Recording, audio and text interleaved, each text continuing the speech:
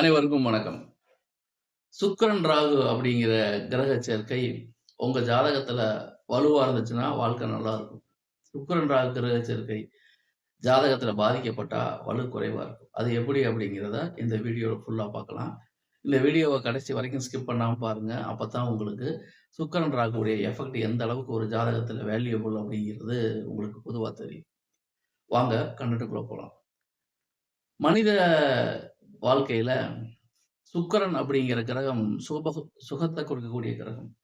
போகத்துக்கு காரகன் ராகு. அப்போ ஒரு ஆணுடைய ஜாதகத்திலேயோ, பெண்ணுடைய ஜாதகத்திலேயோ எந்த ஜாதகமா இருந்தாலும் சரி, சுக்கிரன், ராகு அப்படிங்கிறது பாதிக்கப்பட்டுச்சுன்னா, அந்த ஜாதக சுகங்களை அனுபவிக்க முடியாது. இப்போ சுக்கிரன்னா உங்களுக்கு தெரியும், ஆடம்பரம், டாம்பீகம் இதெல்லாம் உள்ளது சுக்கிரன். ராகு அப்படின்னா, ராகு எந்த கிரகத்தோட சேருதோ, அந்த கிரகத்துடைய காரகத்துவங்களை பூஸ்ட் பண்ணும். அப்ப சுக்கிரன், ராகு சேர்ந்தா, இளம் வயதிலேயே நீட்டா ட்ரெஸ் பண்ணணும். பந்தாவா பெர்ஃப்யூம் போட்டுக்கணும், சென்ட் அடிச்சுக்கணும். என்னென்ன எக்ஸ்ட்ரா மேக்கப் இருக்கோ அதெல்லாம் பண்ணிக்கணும். ஆடம்பரம் பண்ணணும். அவுட்டிங் போகணும். இது எல்லாமே வந்து அந்த தசாபுத்தி காலகட்டத்தில கண்டிப்பா பண்ணியே தீரும். இப்போ சில பேத்துல பார்த்தீங்கன்னா, குடும்பத்தில பையன், பொண்ணும் சில பேர் சொன்ன பேச்சு கேட்க மாட்டாங்க. அவங்களுக்கு என்ன தோணுதோ, அத மட்டும் தான் செஞ்சுகிட்டு இருப்பாங்க. காரணம் என்னன்னா, அவங்களுக்கு அந்த சுக்கிரன், ராகு தசாபுத்தி நடக்கும்பொழுது, நண்பர்கள் சகவாசம் சரியில்லாம ஏற்படும். கூட சேர ஃப்ரெண்ட்லாம் கொஞ்சம் ஜாலியா இருக்கிற மாரி ஃப்ரெண்டா தான் வருவாங்க. இது ஆணுக்கும் சரி, பெண்ணுக்கும் சரி. அப்போ அந்த காலகட்டத்தில ஒரு பருவ வயது நடந்துட்டு இருக்கும்பொழுது, அவரு கல்லூரி படிப்பு படிச்சுட்டு இருந்தாருன்னா, அந்த காலகட்டம் கொஞ்சம் கடுமையானதாக இருக்கும். ஜாதகர் தன்னை கண்ட்ரோல் பண்ண முடியாது. படிப்புல நாட்டம் போகாது. அப்ப வீண் விரயங்கள், வீண் அலைச்சல்கள், கௌரவத்துக்கு இழுக்கு இதெல்லாம் அந்த காலகட்டத்தில பொதுவா வரக்கூடிய தன்மைகள் உண்டு. சுக்கிரன் நல்ல கிரகம் தானே, சந்தோஷமான கிரகம் தானே, அப்ப அந்த தசாபுத்தி நடந்தா சந்தோஷமா ஜாலியா இருந்து தானே போகணும் அப்படிங்கிறது நீங்க கேட்கறது புரியுது. உண்மதான். ஆனா, அந்த சந்தோஷமும், ஜாலியுமே லைஃப பாழ்படுத்தக்கூடாது.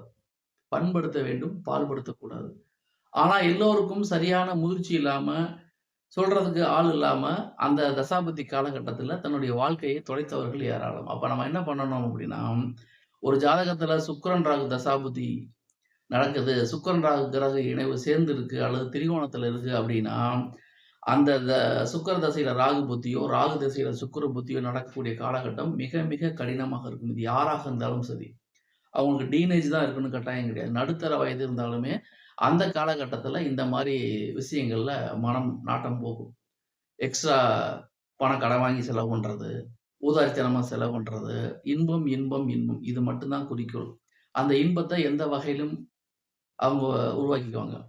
தண்ணி அடிக்கிறது, தம் அடிக்கிறது, எக்ஸ்ட்ரா வந்து ஃபுட் அலவன்ஸ் கண்டத சாப்பிடுறது, வீண் ஆடம்பரம் பண்றது, ஒரு பொருள விரயம் பண்றது, இதெல்லாம் அந்த காலகட்டத்தில நடக்கும். யாரு சொன்னாலும் கேட்காது. கையில காசே இல்லாட்டி கூட, கடன் வாங்கிய கூட செலவு பண்ணும். ஆனா கடன் கட்டாலும் கிடைக்கும். அதுதான் ஒரு பெரிய விஷயம். ஆக மொத்தம் அந்த தசாபுத்தி காலகட்டம் அவரு நல்லா இருக்கணும். தன்னுடைய இன்பத்துக்காக என்ன வேணா செய்யலாம். அப்படிங்கிற கான்செப்ட் தான் சுக்கிரன், ராகு. இது வந்து நீதி, நேர்மை, தர்மம், தார்மீகம் இதெல்லாம் நம்ம பார்க்காது. நமக்கு தேவை ஜாலியா இருக்கணும், சந்தோஷமா இருக்கணும். அதுக்கு என்ன பண்ணலாம்? அத பூரா பண்றது தான் அந்த சுக்கிரன், ராகு. அது யார் ஜாதகத்துல இருந்தாலும் சரி. சொன்ன பேச்செல்லாம் கேட்காது. அப்ப இதனால பாதிக்கப்படுறது யாரு? அவர் ஒரு காலேஜ் படிக்கிற வயசுல இருந்தாருன்னா, கல்லூரி படிப்பு பாதிக்கப்படும். அந்த சுக்கிர தசையில ராகு புத்தியோ, ராகு திசையில சுக்கிர புத்தியோ முடியிற வரைக்கும் அவருக்கு தன்னிலை உணர மாட்டாரு. அப்ப இதெல்லாம் நம்ம முன்னாடி தெரிஞ்சுக்கிட்டு, இவருக்கு இந்த மாரி தசாபுத்தி வரப்போகுது. இவர வந்து நல்வழிப்படுத்தணும் அப்டின்னா, அத எப்படி சொல்லி புரிய வைக்க முடியுமோ, அப்படி சொல்லி புரிய வச்சு கொண்டு போனா தப்பிச்சுக்கலாம். சொல்லாம ஒரு விஷயம் நடந்ததுக்கு அப்புறம் அவர வந்து சரி பண்ணணுங்கிறது முடியாத விஷயம். ஆக சுக்கிரன், ராகு அவங்க வேலைய அவங்க செய்றாங்க. அவங்க வேலை என்ன? இன்பமா இருக்கணும், ஜாலியா இருக்கணும். இதுதான் அவங்க வேலை. அப்ப அதுதான் அவங்க செய்வாங்க.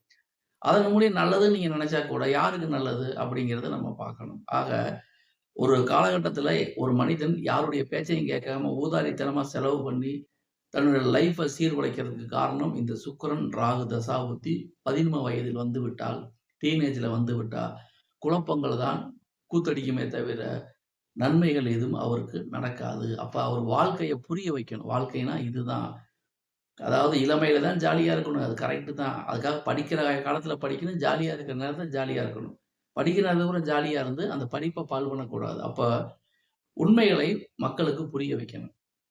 அந்த தசாபுத்திகள் நல்லது பண்ணுமா, கெட்டது பண்ணுமான்னு அவங்கவங்க தனிப்பட்ட ஜாதகத்த பார்த்து, நல்லது பண்ணா ஓகே. கெட்டது பண்ற மாரி இருந்தா, அத எப்படி சரி பண்ணணும் அப்படிங்கிறத, அவங்க ஜாதகத்த பார்த்து, அதுக்கு தகுந்த வழிகள்ல போனா, நிச்சயமா காப்பாத்திறலாம். இவை எல்லாமே பொதுவான தகவல் தான்.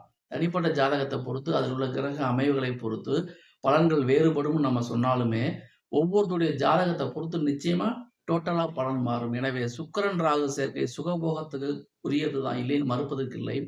ஆனாலும் அந்த சுகபோகமே ஜாதகரை பண்படுத்த வேண்டுமே தவிர, பாழ்படுத்தக்கூடாது. அப்ப இது எந்த அளவுக்கு கேர்ஃபுல்லா டீல் பண்ணணும் அப்படிங்கிற அந்த நேக்கு உங்களுக்கு புரிஞ்சிருக்கும்.